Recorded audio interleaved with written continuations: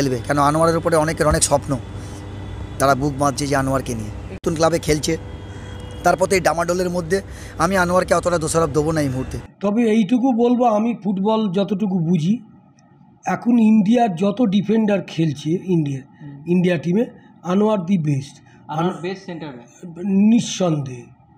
আনোয়ারের খেলা আছে ভালো। আমি এইটুকু তোমায় বলতে পারি, আনোয়ার যারা ইন্ডিয়া টিমে এখন খেলছে তাদের সবাই চেয়ে আনোয়ার অনেকটা এগিয়ে আছে। ডিফেন্ডার ভালো, একটা ম্যাচ দেখি এতদিন খেলেনি, ও কালকেই একটা ম্যাচে নেমে গেছে, আর ও জানতো না ও ছাড়া পেয়ে খেলবে, তারপর মানসিক প্রেশার গেছে। और ये धोनी की हुई जी गजब ग्रिप कैसे SRMB TMT बार की विन ग्रिप टेक्नोलॉजी सीमेंट के साथ बनाए मजबूत पकड़। Grip is important. নমস্কার দর্শক বন্ধুরা, এক্সট্রা টাইম বাংলায় আপনাদের সকলকে স্বাগত। আমি সব্যসাচী। এবার আমরা যে বিষয়টা করে কথা বলবো, আপনারা বিশেষ করে ইস্টবেঙ্গল সমর্থকরা হতাশ হবেনি, তার কারণ গতকাল অর্থাৎ রবিবার কোচিতে কেরালা ব্লাস্টার্সের বিরুদ্ধে এগিয়ে থেকেও পরাজিত হলো লাল হলুদ ব্রিগেড। এবং এই জায়গায় দাঁড়িয়ে অনেক প্রশ্ন উঠল দলের নতুন ডিফেন্ডার আনোয়ার আলীকে নিয়ে। আনোয়ার আলী তিনি এবারে প্রথমবার ইস্টবেঙ্গল জার্সিতে খেললেন এবং শত সমস্যা শত ঝামেলা সত্ত্বেও আনোয়ার আলী 90 মিনিট খেললেন এবং কার্যত বলা যায় তাকে নিয়ে কিন্তু অলরেডি প্রশ্ন উঠতে শুরু করেছে, যে বিশেষ করে দ্বিতীয় গোলের ক্ষেত্রে, যেখানে কোয়ামে পেপরা আনোয়ার আলী দু পায়ের মাঝখান থেকে শট মেরে কিন্তু গোল করে দেন। এবং এই নিয়ে প্রশ্ন স্বাভাবিকভাবেই উঠছে যে আনোয়ার আলী পারফরমেন্স নিয়ে। এবং এই নিয়ে আমরা কথা বলেছিলাম দুই প্রাক্তন ফুটবলার অলোক মুখার্জি এবং রহিম নবীর সাথে, এবং দুজনেই কিন্তু আনোয়ার আলী পাশে দাঁড়াচ্ছেন। আনোয়ার আলী প্রথম ম্যাচ সহ বিভিন্ন ঝামেলার মধ্যে তিনি একটু ব্যতিব্যস্ত হয়ে উঠেছেন, এবং এই জায়গায় দাঁড়িয়ে আনোয়ার আলীকে অবশ্যই হেল্প করতে হবে, সাহায্য করতে হবে, তারই কিন্তু বার্তা দিয়েছে দুই প্রাক্তন ফুটবলার। কি বলছেন তারা, চলুন শুনে নিই। দোষ দেবো না এখন, কেন আনোয়ার এমনিতেই একটা প্রবলেমের মধ্যে ছিল, খেলবে কি খেলবে না, এটা আমার হয়েছিল আমি জানি, কেন আমার এরকম দুবার সাইন হয়েছিল বলে আমি অনেক প্রবলেমের মধ্যে ছিলাম। কিন্তু একটা ছেলে এসে তার কাছে প্রথম একটা ম্যাচ একটা ছেলে একটা ক্লাব থেকে এসে নতুন ক্লাবে খেলছে, তারপর এই ডামাডোলের মধ্যে আমি আনোয়ারকে অতটা দোষারোপ দেবো না এই মুহূর্তে, কেন সে একটা ভারতীয় দলের 1 নম্বর ডিফেন্ডার। একটা ম্যাচ তাকে মার্জি করা যেতেই পারে, কিন্তু তুমি যদি আবার এটা বলো যে ফুটবলে ভাই তোমাকে সব কিছুতে মানিয়ে নিতে হবে, তুমি যেহেতু দেশের হয়ে খেলছো, একটা জাতীয় দলে তুমি খেলছো, মানে তোমার পারফরমেন্সটা ওরকমই হওয়া উচিত। তো আনোয়ার সেটা হয়তো নিজেও ফিল করছে। আমার মনে হয় আনোয়ার নেক্সট ম্যাচ আরও ভালো খেলবে, কেন আনোয়ারের উপরে অনেকের অনেক স্বপ্ন, তারা বুক বাঁধছে যে আনোয়ারকে নিয়ে। একটু কি মনে হচ্ছে চাপ রয়েছে? চাপ তো থাকবেই, বড় ক্লাব নিয়ে চাপ থাকবে না? কোন ক্লাবের জার্সি পরছো তুমি? ইস্টবেঙ্গল, মোহনবাগান, মোহামেডান, 3টে ক্লাবই বড় ক্লাব ভাই। এই 3টে ক্লাবের জার্সি পরতে গেলে চাপ তো তোমাকে নিতেই হবে।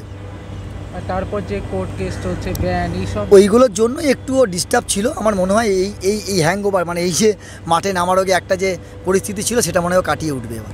আনোয়ার আলী এই মুহূর্তে ভারতীয় ফুটবলের হট টপিক, এবং যাবতীয় কেস কাচারির পর লাল হলুদ জার্সিতে গতকালের ম্যাচে তার অভিষেক হয়েছিল, এবং আমরা দেখলাম যে ফার্স্ট পারে দাঁড়িয়ে তার পায়ের তলা দিয়ে একটা গোল কার্যত ম্যাচের ফল নির্ধারণ করে দিল। সেক্ষেত্রে কি এই প্লেয়ারের উপর একটা মানসিক চাপটাই কি এই ম্যাচের ফলাফল করে দেওয়ার কারণ? পায়ের তলা দিয়ে যাওয়া না, ওর ভুল হয়েছে, যেটা ও ক্লোজ করেনি। প্রথম করছিল ছেলেটা 3-4 মাস ধরে, তার উপর একটা মানসিক চাপ রয়েছে। তবে এইটুকু বলবো, আমি ফুটবল যতটুকু বুঝি, এখন ইন্ডিয়ার যত ডিফেন্ডার খেলছে ইন্ডিয়া টিমে, আনোয়ার দি বেস্ট সেন্টার নিঃসন্দেহে। আনোয়ারের খেলা আছে ভালো, কিন্তু একটা ম্যাচ দেখি আনোয়ারকে বিচার করা যাবে না, কারণ ও হয়তো ভুল করে ফেলেছে ওখানটা, কিন্তু ওর খেলা আছে ভালো।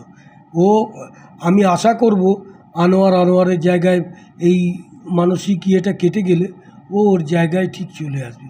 আনোয়ার আসাটা ইস্টবেঙ্গল ডিফেন্সে অনেকটা মানে আরামদায়ক হবে, কারণ যা সাইড ব্যাক, কারণ আমি তো আর বলছি সাইড ব্যাক যদি ভালো না থাকে গোল খাবি, কারণ সাইড ব্যাকের স্টপারের চেয়ে বেশি ভূমিকা থাকে। মানে আনোয়ারকে নিয়ে ইতিমধ্যেই প্রশ্ন উঠতে শুরু করে দিয়েছে মোহনবাগান সমর্থকরা, তারা অলরেডি বলতে শুরু করে। সে তো বলবি, দেখো আমি ইস্টবেঙ্গল ছেড়ে মোহনবাগান গেছি, ইস্টবেঙ্গল সমর্থক আমার পেছনে পড়বে।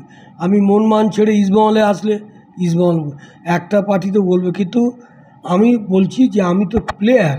আমি এইটুকু তোমায় বলতে পারি, আনোয়ার যারা ইন্ডিয়া টিমে এখন খেলছে তাদের সবাই চেয়ে আনোয়ার অনেকটা এগিয়ে আছে, ডিফেন্ডার ভালো। একটা ম্যাচ দেখি এতদিন খেলেনি ও, কালকেই একটা ম্যাচে নেমে গেছে, আর ও জানতো না ও ছাড়া পেয়ে খেলবে, তারপর মানসিক প্রেশার গেছে। হ্যাঁ, এই সময় একটা প্লেয়ারের এটা মনমোহনেরও লস, আনোয়ার চলে আসা মনমোহনের বিরাট লস, কারণ মনমোহন ওই জায়গাটা রিকাভারি করার মতো প্লেয়ার নেই আনোয়ারের মধ্যে। ইস্টবেঙ্গল গেনারই হবে, দুটো ম্যাচ হেরেছে, আমার মনে হয় 4th ম্যাচ থেকে আনোয়ারের জায়গায় পাবে।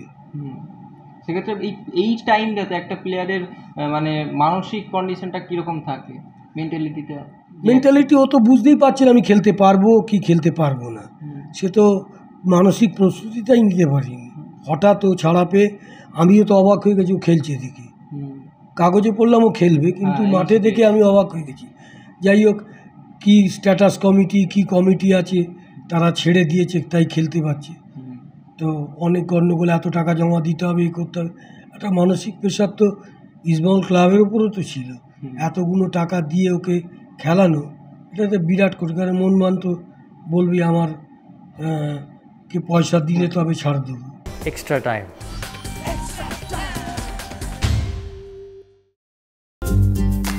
লেটেস্ট নিউজ আর এক্সক্লুসিভ ভিডিওর সঙ্গে আপডেট থাকতে এখনই সাবস্ক্রাইব করুন আমাদের ইউটিউব চ্যানেল। বেল আইকনে ক্লিক করতে ভুলবেন না যেন।